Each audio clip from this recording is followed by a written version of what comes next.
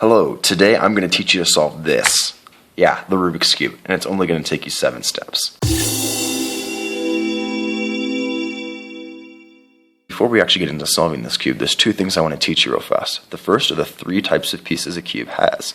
First, you have these centers with 1 color, edges with 2 colors, and corners that have 3 colors on them. Now, in order to solve the cube, we're going to be looking at these center pieces, which never move and therefore tell us what color the side will be when the cube is solved. So when the cube is solved, this side will be all white, all green, all orange, so on and so forth. Now to solve the cube, we're going to take each of these individual pieces and match up all of their colors, like this one. This is a white-red edge piece, and so we're going to match up the red with the red, the white with the white. Once you do that kind of thing with every piece on the cube, then it's solved. Now the way that we solve the cube is using algorithms, just a series of steps. And these are written by labeling each face with a letter and then having a superscript to tell you how to turn that face. So this face right here is the up layer, and that's going to be labeled with a U. D for down, R for right, L for left, F for front, and B for back. Now if you see just the letter, like just a U, that means turn it clockwise. If you see a little 1, a little tick mark, that means turn it counterclockwise. And if you see a 2, turn it twice. So over here to the right, you're going to see 3 things. You're going to see the setup, algorithm, and glitches sections. This is how I'm going to break up each step in the solve. The setup explains the moves, or things that you have to do before the second step, the algorithm, will work. Then the glitches section explains special cases that you have to address before you can even get the setup to work. A final note, feel free to pause or back up this video as needed. Also, check out the description to find a printable page that explains all 7 steps. Now we can start solving the cube. The first step is to make a cross on the bottom. Now you can do this with any color, but we're going to go ahead and start with white just for simplicity's sake. So start by taking this white centerpiece and put it down on the bottom. Now our goal with making this white cross is to make it look kind of like this, where we have literally a cross with all these edges matched up. Now in order to do that, we're going to start looking in the top layer for any edge that has white. We have 2 here. We're going to use this one for now. Now we're going to look at the other color on this white edge piece. In this case it's orange. And we're going to put it right above that center. So in this case, right here, orange is above orange. Now we're going to do a front 2 in order to put it down. Ta-da, and that one worked. Sometimes, like with this piece, you have green as the other color. So we're going to put it above the green centerpiece. So sometimes when we do this front 2, we notice this piece is backwards, and so that's where we have to use the special algorithm that you see on the right. Now the way this algorithm works is you take this piece and move it right over to this position right here using the front layer, like that. Now this down layer, where this piece was, is going to slide over. Now this is going to drop down, and you're going to put the piece back, and that solves this piece without messing up the rest of your cross. Sometimes when you're working on your cross, you'll notice it's not done, but when I look in the top layer, I can't find any of these edges.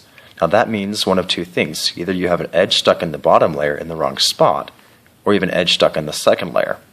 Now this one's the easiest one to fix. You just do a front 2 to pull it out, the same way that you would normally put a piece in. Now you can then go ahead and solve it, put it above its centerpiece, and do a front 2 to bring it down. Now this one that's in the second layer, you have to use what's called the trigger move.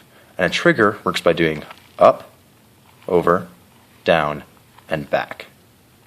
And that will pull that out of the second layer into the top layer.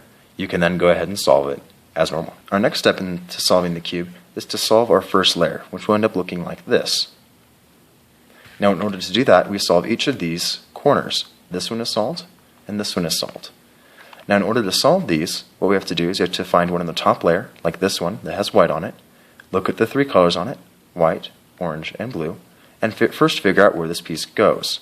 Now in order to do that, we put a finger on each of these centerpieces, white, orange, and blue. White, orange, and blue. Now when we pull our fingers together, we notice that our fingers are resting on a spot.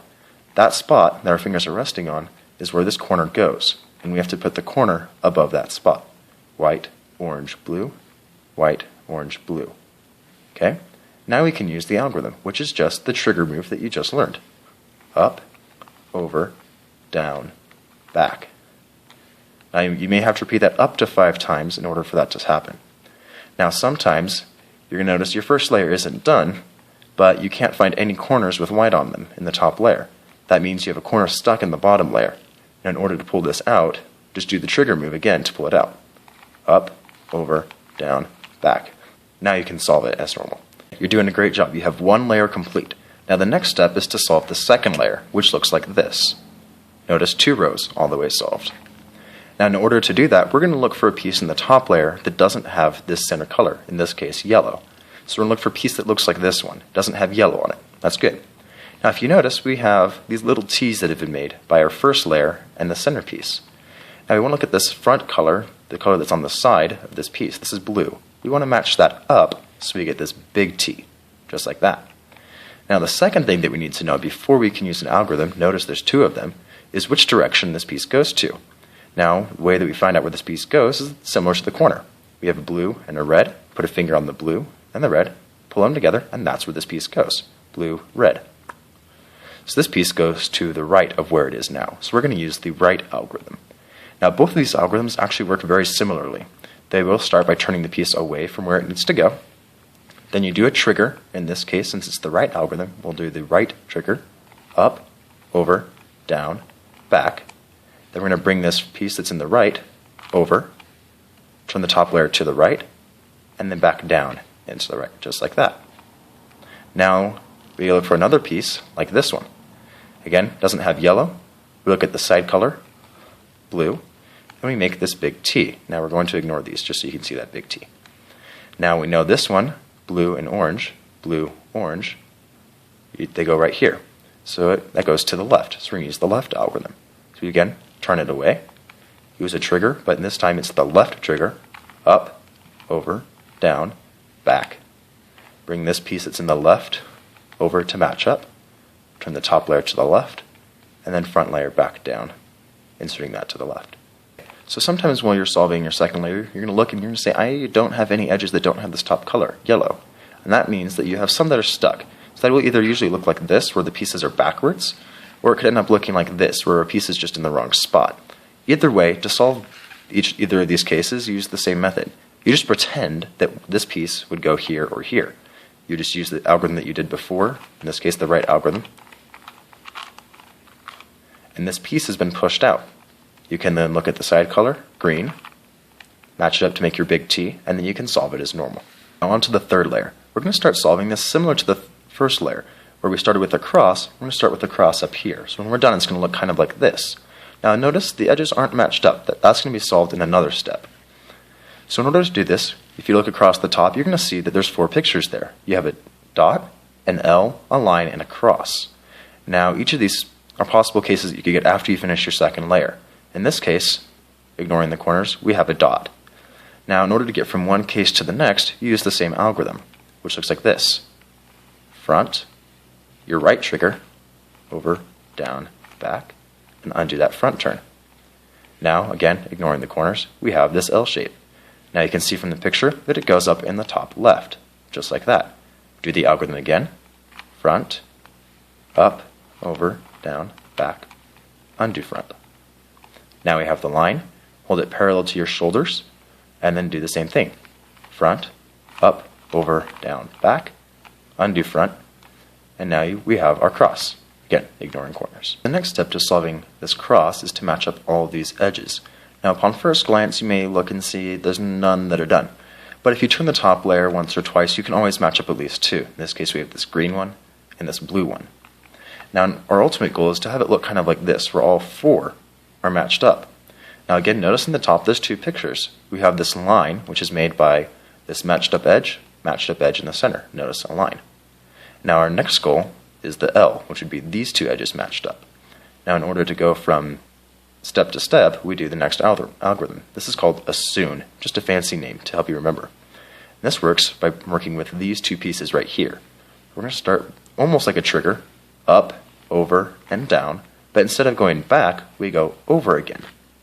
Now we're going to bring this back up, and then we're going to do over twice and back down.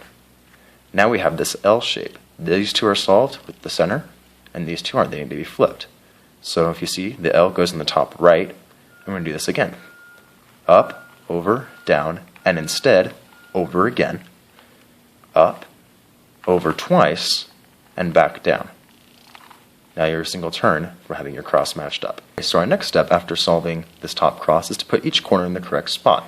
which when we're done will look something kind of like this.